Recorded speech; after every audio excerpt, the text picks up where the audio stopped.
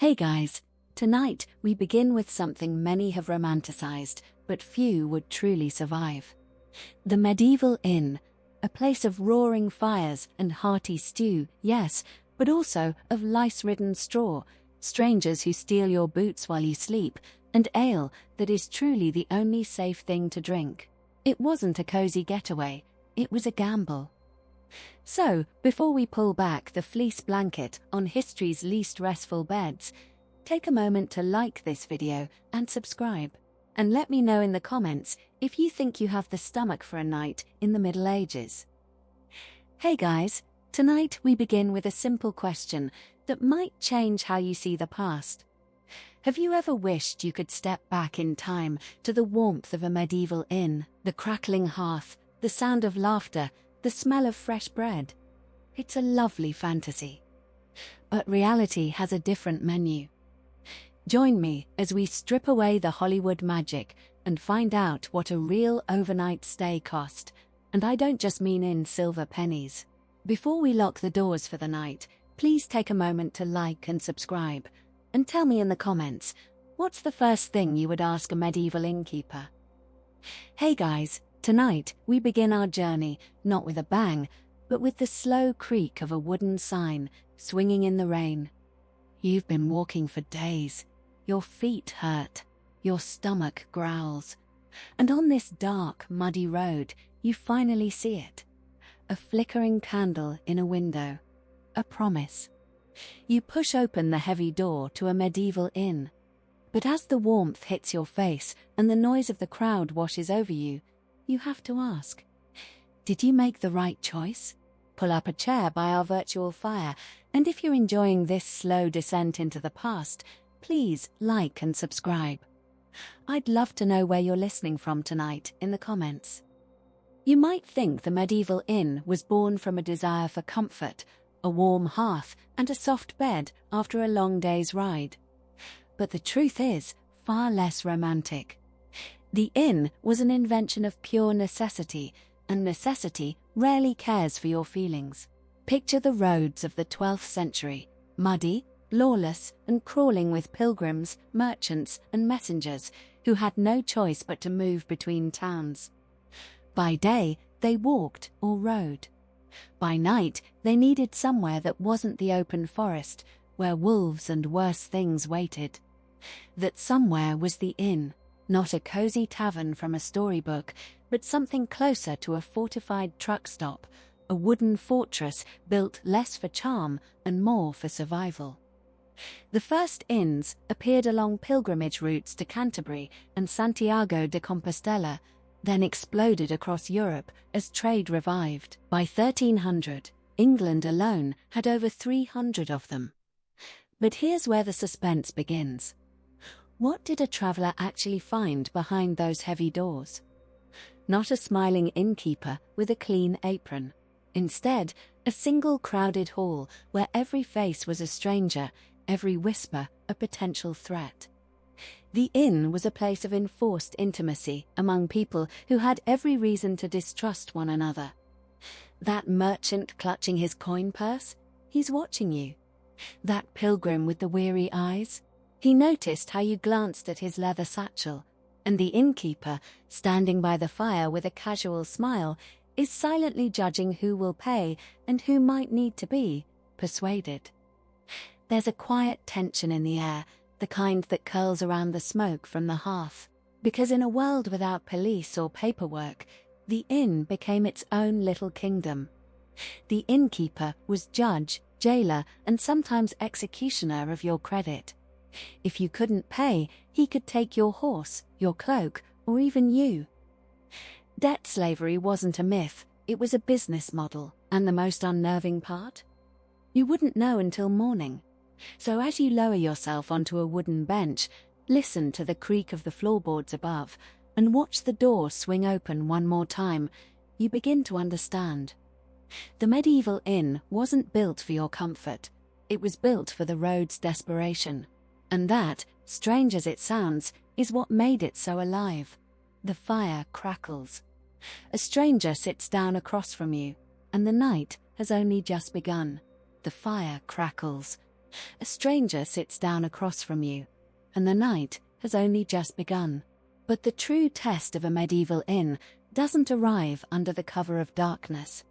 It comes at dawn, with the first grey light seeping through the shutters and the unmistakable sound of a wooden bowl being scraped against a pot. Breakfast. You might imagine warm bread and fresh eggs, perhaps a bit of cheese. You would be wrong. What the innkeeper calls breakfast is a negotiation between what remains from last night and what can be plausibly passed off as edible. The centerpiece is pottage, a thick, murky stew that has been simmering over the hearth for days, maybe weeks. It receives new scraps each morning, old vegetables, a chicken neck, the heel of a loaf, but the base never fully changes. It is a perpetual stew, and like all things perpetual, it has developed character and secrets. The innkeeper dips a ladle into the black pot and fills your bowl with something that steams and shifts. You cannot identify the floating shapes. You are not supposed to ask. Asking is considered rude, and in a room full of exhausted, hungry strangers, rudeness can be dangerous.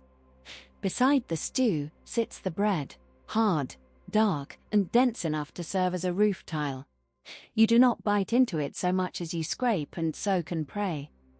And then there is the ale. Breakfast ale. It is weak, cloudy, barely alcoholic, but it has been boiled, which already makes it safer than the water from the inn's own. Well, you drink it because the alternative is dysentery. You drink it because the stranger beside you is drinking the same, and in that shared necessity, a strange intimacy forms. He nods at you, you nod back. Neither of you speaks, because speaking might lead to questions, and questions might lead to trouble. The innkeeper watches from behind his counter, wiping the same mug with the same greasy cloth. He knows what you are thinking. He has seen 1,000 travelers hesitate before their first spoonful of pottage, and he also knows that by the second spoonful, hunger will win. It always does. So you lift the bowl, feel the warmth against your palms, and you eat. The taste is not good, not bad, simply ancient. And as you swallow, you realize that breakfast at a medieval inn is not a meal, it is a test. One you have just passed. But the day is young, and there are harder tests to come.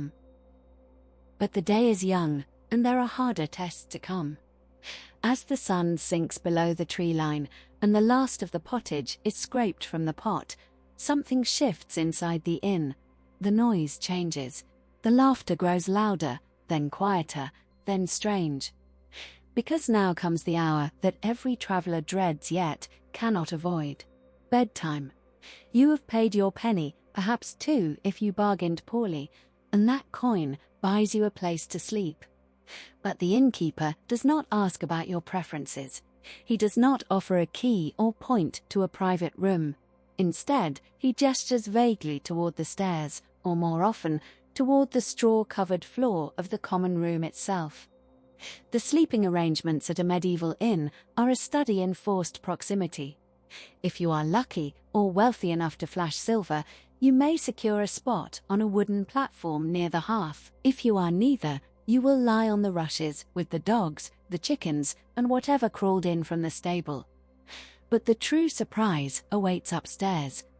The dormitory is a single long room, low-ceilinged and windowless save for a small shutter that someone will inevitably open and then forget to close.